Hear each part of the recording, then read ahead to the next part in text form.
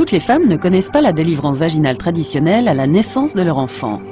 Dans des conditions de détresse fœtale ou maternelle, ou dans le cas d'une présentation par le siège, lorsque le bébé se présente par les pieds au moment de la délivrance, ou bien si le premier bébé de la femme est né par césarienne, une intervention appelée césarienne peut s'avérer nécessaire.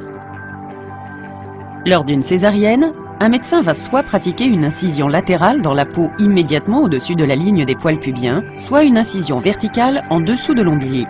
Au fur et à mesure que l'incision est réalisée, les vaisseaux sanguins sont cautérisés pour ralentir les saignements. Après avoir découpé la peau, la graisse et les muscles de l'abdomen, on ouvre la membrane recouvrant les organes internes, exposant la vessie et l'utérus.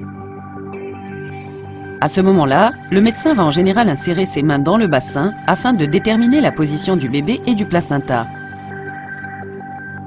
Ensuite, une incision est pratiquée dans l'utérus et tous les liquides restants sont aspirés hors de l'utérus.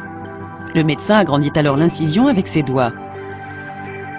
La tête du bébé est ensuite saisie et doucement tirée avec le reste de son corps hors de l'utérus de sa mère. Enfin, les couches abdominales sont cousues ensemble dans l'ordre inverse dans lequel elles ont été découpées. La mère peut reprendre des forces pendant environ 3 à 5 jours à l'hôpital. Elle sera encore un peu sensible et interdite d'activité pendant les semaines suivantes. Il existe plusieurs complications potentielles associées à cette intervention dont il faut parler avec un médecin avant la chirurgie.